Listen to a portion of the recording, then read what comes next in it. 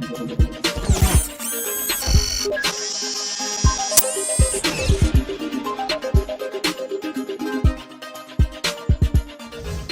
and welcome back to All About Gaming.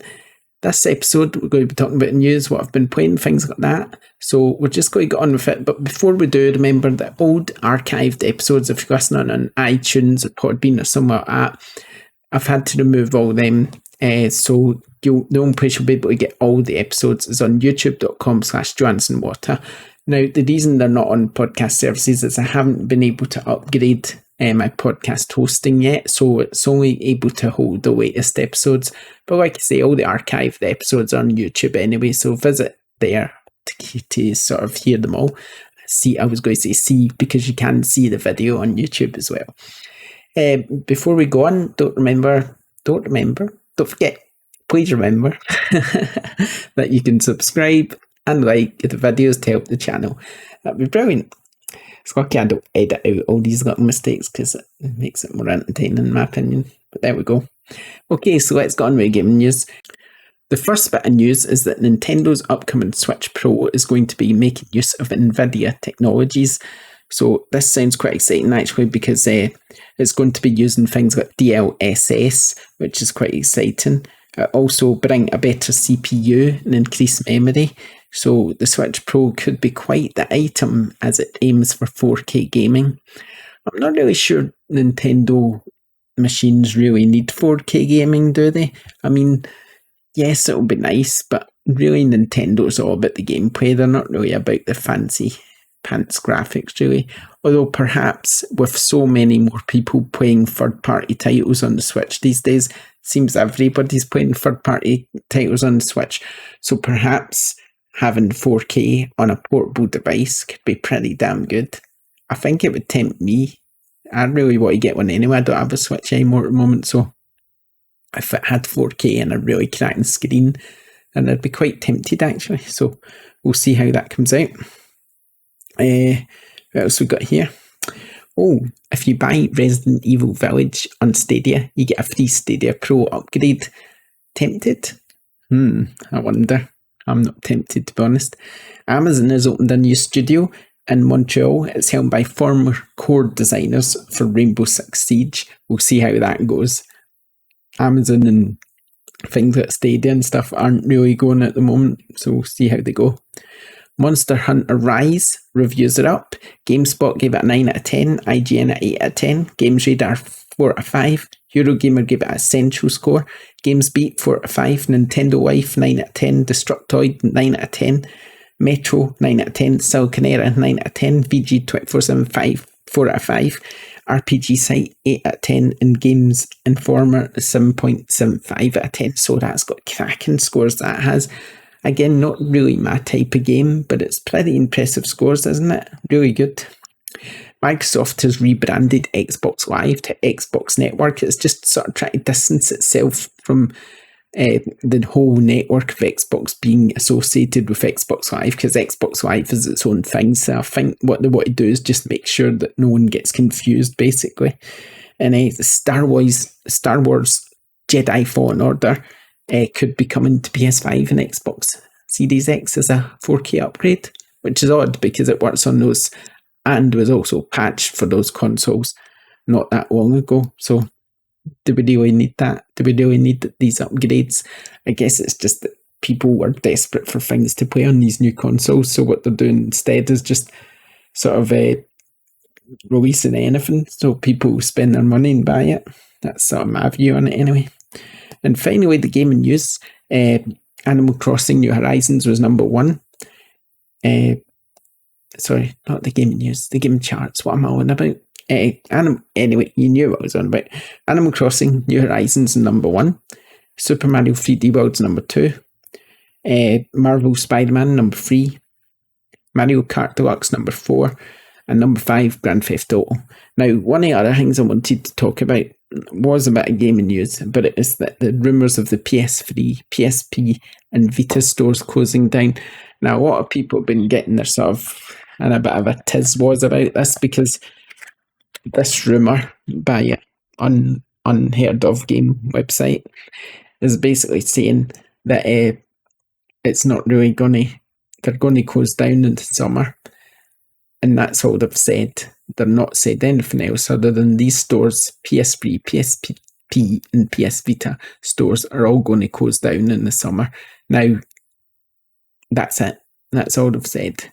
But Twitter being Twitter and social media being social media has took this as that you basically won't be able to download the games you own anymore. They'll all disappear forever, and you'll end up with none of the games you own. They'll all go in a black void. Every single game ever released for those systems. Now, in my opinion, this is a load of nonsense. It's not been confirmed by Sony that the stores are even closing down. All this is just kicking off based on a rumour. And people are saying, oh, Sony should respond to this rumour. But to be fair, it's a rumour. It might not even be true. Do you respond to every single rumour? I don't think so. I think you should just wait and see what Sony's saying, not get too wound up about it. Because to be honest, who knows what's going to happen? Maybe they're staying open. Maybe they are closing, but you'll get to keep all your games anyway. Who knows? Nobody knows. So what's the point of speculating and worrying about things that you don't even know is true? I've not even heard of the website before that sort of brought out this rumour either. So it's a bit hard to sort of worry about something that you don't really have any confirmation about. So I wouldn't worry too much about that at the moment. That's my opinion. Anyway, what else do I talk about? What I've been playing, because I have actually been playing something this time. I've been playing Jedi Star Wars Fallen Order, funnily enough. I decided I'm going to play some old games. I wanted to play a first party game. I've played Jedi Star Wars Fallen Order on the PS4. That's what I sort of completed it on. So now I decided to give it a go on PC because thanks to Xbox Game Pass, it's on there as part of EA Play. Now, I do have a bit of bugbear with on PC, the Game Pass, you need to go through the EA client in order to launch the game, and that's really annoying. I don't like that, because it happens sometimes in Epic Store as well, where if you buy a game, you have to then go through a different client, or you have to download something completely different, like EA Play or Ubisoft, in order to launch your game. You can't just launch it straight from the Epic Store or the Xbox Game Pass, so you end up with all these different bloody applications on your computer just so you can launch a game. And it makes you think, why didn't I just buy it on that application in the first place? Because you can buy games on EA Play. You can buy games on the Ubisoft app. So you don't technically need these stores, because you could just buy them direct and then not even bother downloading the Epic Store. You could just download the Ubisoft app, the EA app, and just sort of play them all from that. So it's a bit annoying. You have to launch through all these different applications, in my opinion. But I guess that's just the way it is. That's PC for you, I guess. On the console, you just load it up and you play, don't you? And that's that. Although sometimes you do need to sort of sign up for something, don't you? Like you have to sign up for EA or Ubisoft as you go through the sort of different, what am I thinking, different intro to the game. It'll come up with the Ubisoft symbol, and then it'll come up with sign up to UB Play or whatever, and it'll do the same for Bethesda and EA and all that. So I guess console does kind of do it too. It's just a bit more seamless, isn't it? I think I'd like to see that in PC, that when you launch a game, it sort of comes up in the game saying, oh, log into your account, rather than making you launch through a different bloody application, because that's just frustrating. But anyway, that's besides the point. Star Wars looks pretty damn good in PC. I'm guessing you wouldn't need a remaster. It runs smooth as anything on my 3080 graphics card. It's a really good game. I've not played it for ages, but I've been really enjoying it. It's really good. So I'm impressed with that. I don't know if you've played it yet or not, but if you have Game Pass, then I suggest you do, because it's really, really fun. Another game I gave a quick go to was the Magic the Gathering beta. Now, I never really played it for very long, because the minute I looked at it, I was thinking, oh, this looks terrible. So I wasn't in it very long, and I uninstalled it because I didn't even want to give it a chance, to be honest. I just looked at it and thought, nah.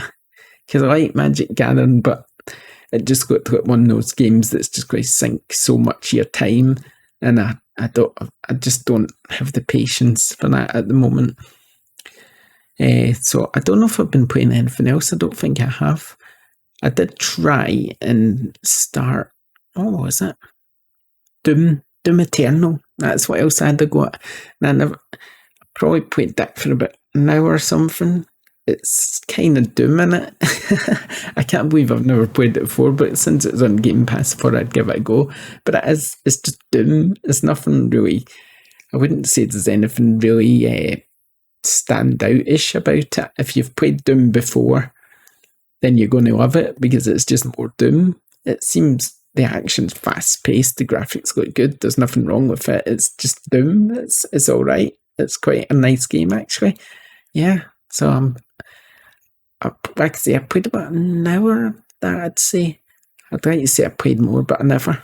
But it's good, yeah. But other than that, I've not really played much. And I've not really had a lot of time this week to play a lot of games, and I've not really had a lot of time to check out the game news as much as I normally would. Normally I'm pretty obsessive about it and I have a lot to say and a lot of opinion about it, but this week, not so much. So there you go. A short episode. But oh well, we don't always have time for the things we love, do we? Sometimes life gets in the way and we've got so much else to do. But yeah, that's it. I hope you've enjoyed this wee short episode, and I'll see you next time. Bye.